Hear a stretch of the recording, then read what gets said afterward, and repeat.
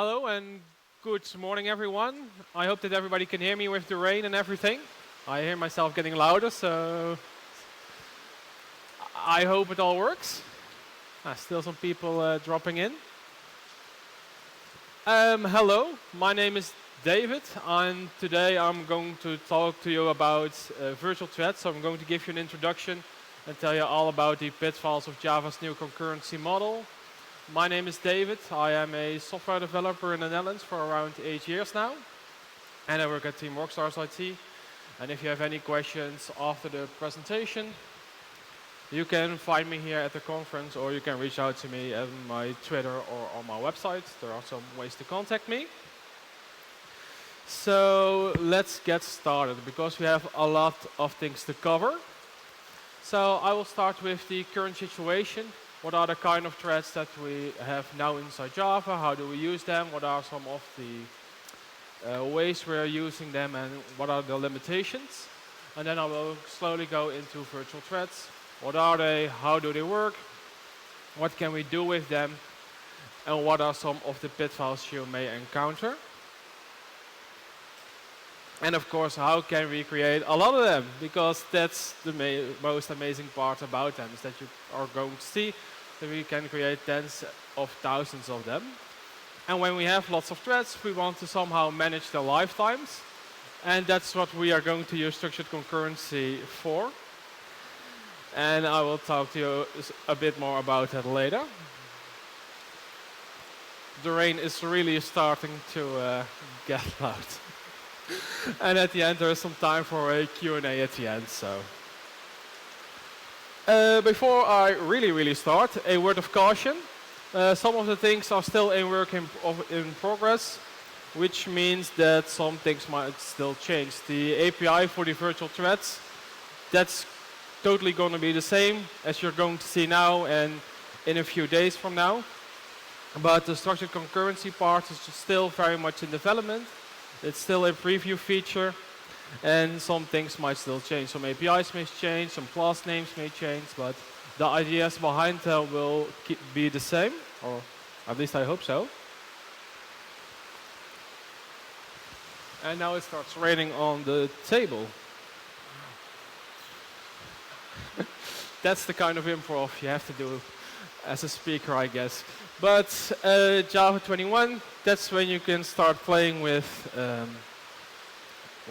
give me a moment.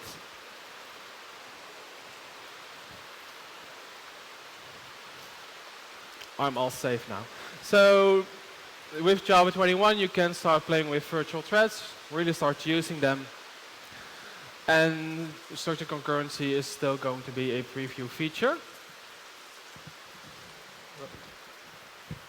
So. And only 19 days left till Java 21 releases, so until that time, enable the preview flag if you want to try them out, or you can download the release candidate. So these are the kind of threads we are currently using inside Java. I think this looks familiar to everyone. It's just creating a thread. Who here has done something like this before? That's almost everyone. That's great. So what happens here is that we are going to create a thread. So we're going to call the constructor. And Java is going to ask operating system, can you create a thread for me? And the operating system will, of course, do that. So we have to leave our safe application. We're going to the operating system. Takes some time because we have to leave our safe environment. Then the operating system has to allocate some memory for our thread to operate with. And then we get some kind of thread back inside our application. And then we have a thread that we can use. So in thread inside Java, it's just a very thin wrapper around a thread that is managed and scheduled by the operating system. So every time we want to create a new thread, we have to go to the operating system and back. And every time we create a thread, we allocate, depending on the operating system, of course, around a megabyte of memory. So if you start creating a lot of these kinds of threads, you're going to allocate a lot of memory. If you're going to create, I think, around 2,000 threads, we're going to allocate around 2 megabytes of memory, or something in that range, which is quite a lot. And as you can see, because it takes a lot of memory, we can create a lot of them, and we consider them to be a precious resource, because we can't have an unlimited amount of them. And the start does what you think it does, it starts the thread. So how can we create these, or how can we use these kinds of threads, or how do we use it now? So the easiest way for us developers is to just create a thread when we have a task. So for each task that I have, I create a thread. This thread will start running or performing my task. And when the task is done, I will just discard the thread and start a new thread when I have a new task. And while this is a very easy way of developing your software, we aren't making the best use of the resources that are available to us, because every time I have to go to the operating system, ask for it to create a thread, go back, and only to be discarded when it's done. So it's easy, but it's not very nice to the computer. So since Java 5, we try to do better. We are encouraged to use the executor services. And what the executor service does is that it creates a thread pool for us that we can use. We just submit task to it, and when a thread is available, it will pick up this task, start running it, and when it's available again, so the task is done, it will put back inside the pool, and it will pick up a new task. So this is all very easy, and it makes a lot better use of the resources, because now we are just reusing the threads that we have created. But there are also some things you have to look out for. For example, leaking your thread local variables.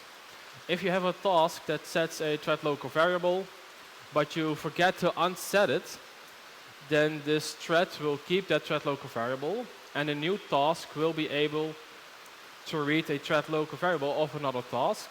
And at that point, you are leaking your thread local variables into other tasks, which isn't considered to be very nice. And of course, blocking resources. If you have a thread that is waiting for a response from the database, then the thread is doing nothing. So I have this very expensive resource doing nothing, while it could do better stuff, like picking up a new task in the meantime. So the executors, they are somewhat nicer for the resources and for us developers. So it's kind of a win-win, but we can do better than that. And that's with async programming.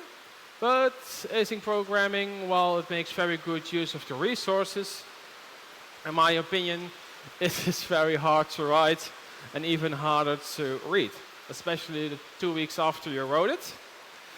And it is very hard to debug because of the profilers in Java being really made around threads. So that kind of makes it a challenge. So it's harder for us developers, but it makes really good use of the resources. So how can we improve on this? And that's where the virtual threads come in. The virtual threads are an alternative implementation of the thread class. So the old threads aren't going anywhere. They are still there. But we just get a new flavor, and they are called virtual threads. So to be able to tell them apart, we call these new threads virtual threads, and the old ones we call them platform threads. And we call them platform threads because those are managed by the platform, so by the operating system, while these virtual threads are managed and scheduled by the GVM. So these virtual threads, they are just a concept that lives inside the GVM, so the operating system doesn't know anything about them. So if I create one, I don't have to go to the operating system, I don't have to let it create or allocate some memory. That all happens inside our application. And the great thing about it is that now my stack frames of my virtual thread live inside the heap. Which means that if I start creating virtual threads, they can start out with just a very tiny amount of memory and grow as needed. So if my stack frames get bigger or I get more of them, I can just allocate more memory for it on the heap. And if my stack frames, if I have less of them, then my stack or the memory on the heap can just shrink. So the great thing about this is that it's now resizable, so they can start out with a little bit of memory. And this makes them very cheap to create. We don't have to leave our application. We don't have to allocate a lot of memory in the beginning, just as much as we need to. So we consider these threads to be very cheap. They're almost as cheap to create as a string would be. So I made two applications, one that uses the platform threads and one that uses virtual threads, to see how much memory difference there really is. So if you look at the graph from 1 to 100, there isn't really that much of a difference. Yeah, the platform threads start using a bit more memory at the 100 threads, but still it doesn't look like it's worth it to start rewriting your entire application to use virtual threads. As to why that is, we will see later in the presentation. But from 1,000 threads and so on, you really start seeing those platform threads use up a lot more memory. They almost double and then use almost up to 500 megabytes of memory, which isn't that great. And the virtual threads, well, they grow a little, and then at 100,000, it starts to double, but at least I have a running application, while the platform threads throw a out-of-memory exception. So what this shows you is that you now can create as many threads as you would like. So you don't really have to consider these virtual threads to be expensive or a precious resource. So that's enough of the slides. Let's go to a demo, because that's where the fun starts. So I have here a simple class that has two runnables. It has a print task and a sleep task. Is this, by the way, visible for everybody? Great. So, as I've said, the virtual threads are just a new, zoom in just a bit. So the virtual threads are just a new flavor, so I can still store them inside a thread. So I'm going to create one virtual thread, call it VT. And I'm going to use the thread class. So instead of using the constructor, I'm going to use this static builder method called start virtual thread. And as the name does suggest, it will start a virtual thread with a given task. So I'm going to give it the print task. And then I only have to call vt.join to give the chance to print something to the console. And when I run this,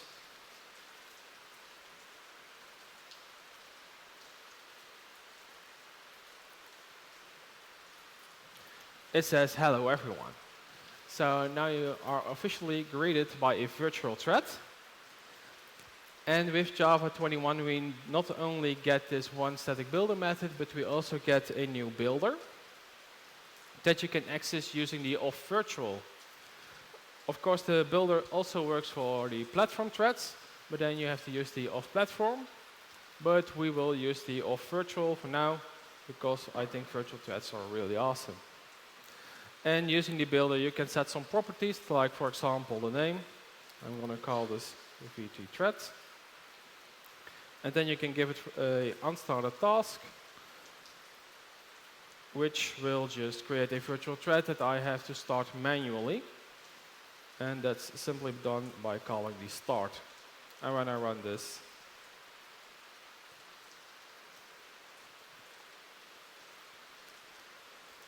it again says, hello everyone.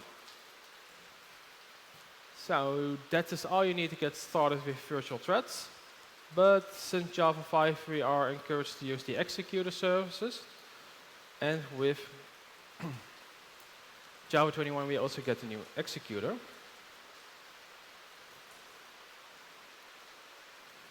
And it's called the new virtual thread per task executor. Well, and here also the name is very clear. What it does is that it creates a new virtual thread for each task that we submit. And IntelliJ is making it orange, which means that I can improve something here, which is very true. So let's do that now.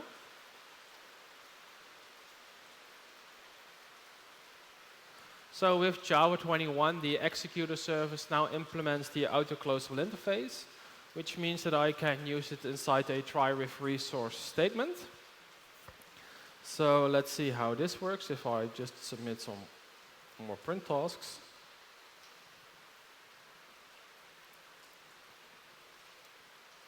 And then it has to stop running.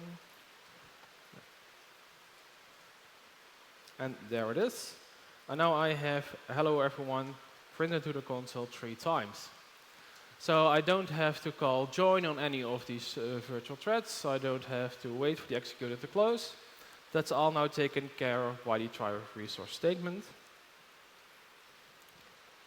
So to access this try, all these virtual threads have to be finished, either because they threw an exception or they finished successfully, whichever may happen first.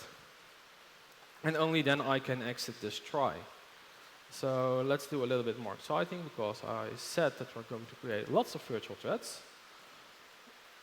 So let's create 10,000 of them. And to do that, I'm going to let them sleep for just a second and see what happens.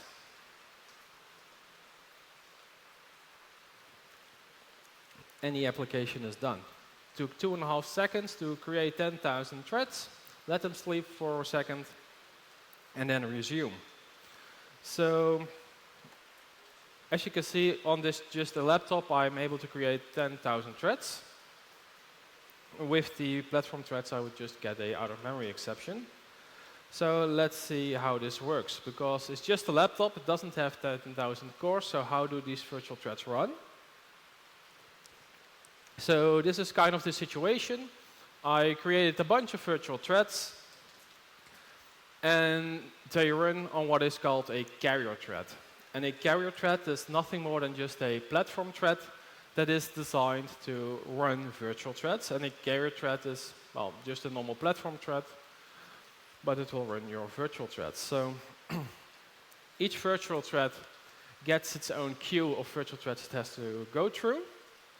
So in this example, I have 4 carrier threads, and each carrier thread gets its own queue, and we'll start working through it. By default, you get as many carrier threads as there are cores available inside your system, but you can tweak this using one of the command line options to make it more or less whatever you prefer. These carrier threads run inside a fork join pool with a work stealing scheduler, which means that if a carrier thread runs out of work, it will just steal a virtual thread from another queue and start running it there. So with these virtual threads, you can't be sure that your virtual thread will always run on the same carrier thread. So that's not a guarantee. So how does a virtual thread know, or the carrier thread know, when it has to switch from one virtual thread to another? And that is done with the mounting and unmounting. So here I have a carrier thread that is running a virtual thread. And it is just running this virtual thread, just running or executing it until it encounters a blocking method. And when a blocking method occurs, the virtual thread is being unmounted. So its stack frames are copied from the carrier thread into the heap. And a new virtual thread will take its place. So this virtual thread will be mounted, which means that its stack is being copied from the heap into the carrier thread. And so the switching happens of one virtual thread to another, and the carrier thread is now always running. But it doesn't happen every time. There are some points where it doesn't happen, so the unmounting and mounting doesn't happen. And then is what we call it is that the virtual thread is being pinned to the carrier thread. And this might happen during a synchronized block, an object.wait, when you make a call to native code using something like GNI, or certain file operations. I didn't find out which one, but the Java enhancement proposal for Loom, or the virtual thread, said that certain file operations might pin your virtual thread. But to see if a virtual thread is pinned, there are also some command line options, but I don't know those by heart. So that's something you have to watch out for. And that brings us to the pitfalls. Virtual threads are not any faster than your normal threads because they are still running on your carrier thread, so they aren't magically making your application faster. You can just have a lot more of them, giving you more possibilities to use threading. You don't want to use them for long-running calculations, because during a long-running calculation, you're actually doing stuff, you're not being blocked. So the whole unmounting and the mounting and unmounting doesn't occur. And that is really where the strength of these virtual thread lies, is that they are being switched out when one thread is doing nothing with another. These virtual threads are really good at waiting. And you also don't want to pull virtual threads because they are so cheap. You just create them on the spot. So you don't have to pull your virtual threads anymore. You really have to start thinking of virtual threads as tasks that you want to run in parallel at the same time. So you don't have to start pulling them. If you're doing that, then there's something wrong with the design. And of course, old libraries may not have been adapted yet, so they could still use these unsupported methods. So I would advise to always test the performance before you're going to switch to virtual threads and after. So now I talked a lot about virtual threads and how you can create 10,000 of them, but then we also have 10,000 lifetimes that we have to manage. And that's where structured concurrency can really help. And before I dive deep into what structured concurrency is, I want to start at the top, because it's quite new. Who has already played with the structured concurrency features? No one. Okay, then we start at the top. And those slides aren't there for nothing. So this is just a simple Java method. It's called method A. And inside method A, I make two method calls, one to method B and one to C. And then I combine their result and return it to the caller. This isn't really something special, but the great thing about this is the simplicity, is that you can really easily see the flow of the program. Because we start at the top at A, then B happens, C, and then somehow I get a result that I can return to the caller. There is no magic, it's all right there. And the great thing about this flow is that when an exception happens, you know exactly what is going to happen. So for example, if method B throws an exception, I know that my program, my function, will stop right there. I'm not going to try and call method C, not going to try and create a result. I will just throw the error to the parent and let them handle it. And the same, of course, happens for method C.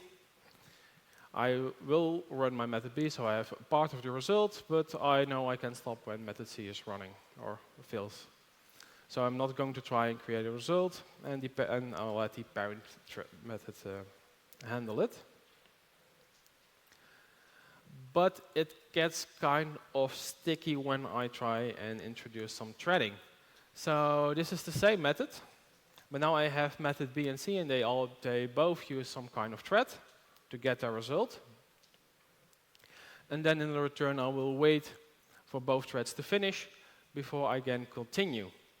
So now I'm going to do the same and let one of those methods fail. For example, let's start with B. So what happens now is that I'm going to start my thread for method B. It will start running and fail somewhere in the future. And then my method C will also start and start creating their result. When I get to the return statement, I first will wait for method B to fail in this example. So then it fails, and now I have some thread loose inside my system because method C is still started. So that thread is doing something, but I'm not going to use that result, so I have to get out of my own way and kill that thread. And the same thing, of course, for method C, but it's a little bit worse, because now my method B is running. My method C will also start running. It may immediately throw an exception, but I will not find out until later. So now I'm waiting at this foo.get for my method B to finish. This may take some time. That I'm waiting, well, in the meantime, method C has thrown an exception. I can't create the result that I wanted, but I'm still stuck waiting on this thread. To only if when method B finishes, so the foo.get, I can continue. Then when I do the bar.get, I find out that my method C has thrown an exception and I can't create a result. So I waited for nothing, and well, the parent thread was blocked also for nothing, which isn't really nice. But we can make it even a bit more worse. And that is when the parent thread fails. So then I have two threads running loose inside my system that I'm not aware of, so I have to use some tooling to fetch them and, well, kill them, which isn't really pleasant. A pleasant experience. So this is where structured concurrency is going to help us a lot. So let's switch to the demo.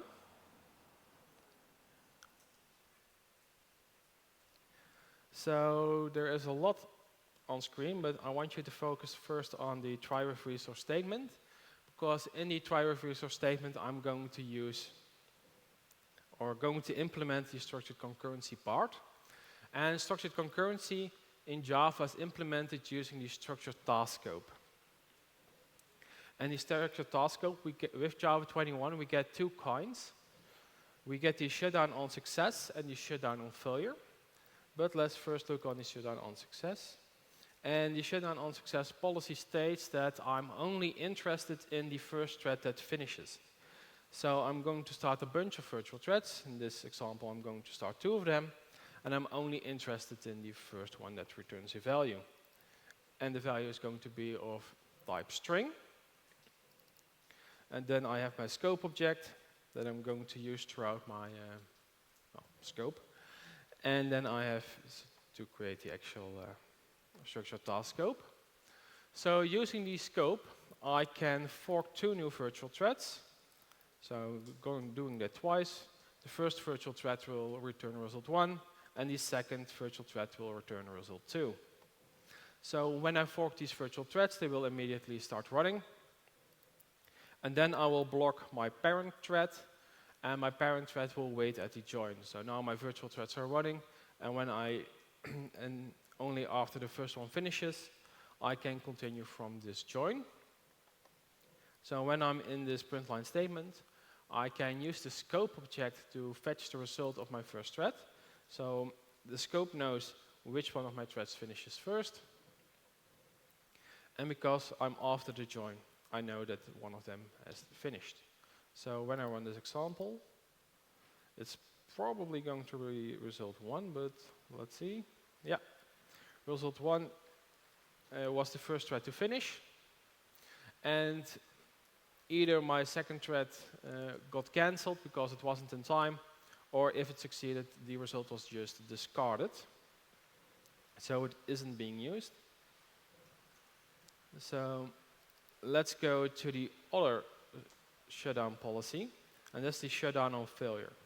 And the shutdown on failure, as you can see, the example looks the same. I'm inside the try with resource statement. I'm creating a new scope object using the structured task scope shutdown on failure.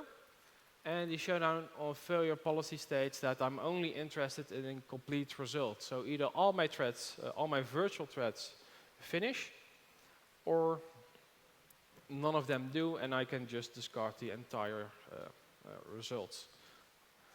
So as you can see, I'm still doing the scope.fork, but now I get 2 objects, subtask A and subtask B.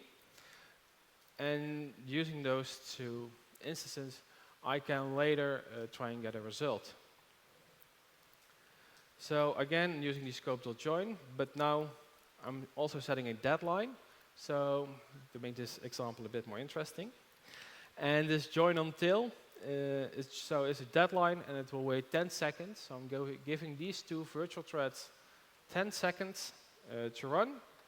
If they don't finish in time, I will just, the scope will shut them down. And so after this join, my program will continue. And then I will check if an exception has happened.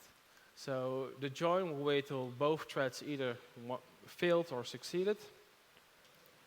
And then I have to check, did one of them throw an error? Because if one threw an exception, I can't create a result and return immediately. And the great thing about this is that after the join and after the throw failed, I know that both my two threads are done. They finished successfully, so I don't have to check for that manually. And I can just get the results from them immediately using the get method. So when I run this, it's going to print result 1 and result 2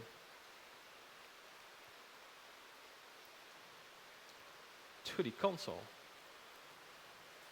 Looking at the time, I do have time for the fourth demo. So these are the two built-in shutdown policies that you get with Java 21. But of course, you can also create your own. And that's where the fun really starts, because then you can decide for yourself when your threads have to shut down. So the demo I'm going to show you is going to be about the application that is a price finder. I'm looking for a product with a price less than 50. And if I find a product that's less than 50, I want to shut down all the remaining threads that are still searching for a product. So I created 3 products, or 3 tasks to find products. The first one will return immediately and get a product that's worth 50. One that is a product of 300, but this task will sleep for 10 seconds. And I have a product of 200 that will also return immediately. So how you implement your own structured task scope is by extending it. So here I extended the structured task scope and made it return a type of product. So the scope that I'm going to create is, so the virtual threads inside this scope are always going to return a product. So here I made a temporarily store my product that is found, but the real magic happens inside this handle complete. Each virtual thread that is created inside my scope is eventually going to call the handle complete method. So inside this handle complete, I'm going to verify, did the thread succeed? So did it finish successfully? No errors happened. And a little bit too much. And of course, is my product worth less than 100? So if I find a product that's worth less than 100, I want to store it temporarily and shut down my structured task scope, because I found the product that I'm looking for. And this shutdown will shut down all the remaining threads that are still running, searching for a product. And just a simple get method that will return the product that was found. So here's the implementation. Again, I have a try with resource statement. I'm going to create a new criteria scope. And I'm going to fork 3 new virtual threads that each are going to search for a product. So 50, 300, and 200. And I'm going to call the scope.join. And here I will wait till a product is found. And if a product is found or not, if all the threads are finished, or hopefully one has, then I can continue. And to show you what happens, I'm also going to print the state of these virtual threads, so you can see what the state was of the threads that did not finish in time. And then, to show you it all works, it prints the product that was found. So I have to find the run button.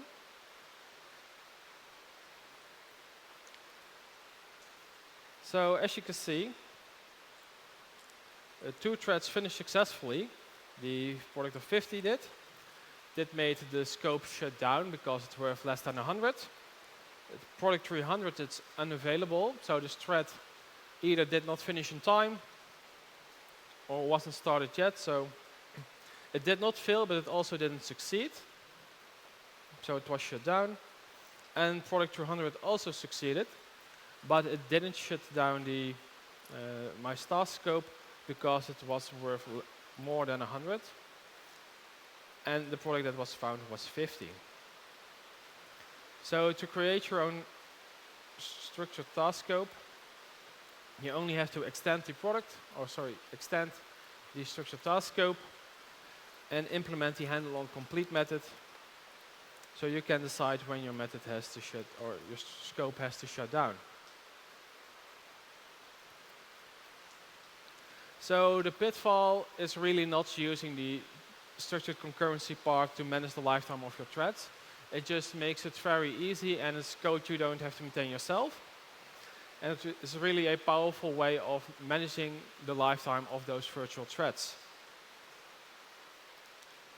So in 19 days, when Java 21 releases, all you need to get started are these two methods, the start virtual thread and the new virtual thread task executor. That's all you're going to need to start playing with them and trying them out to see if it works for your application. And that marks the end of my talk. Are there any questions?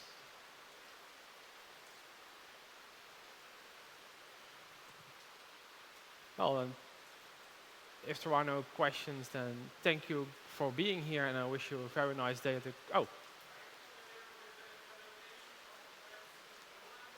Sorry, the rain is making it very hard.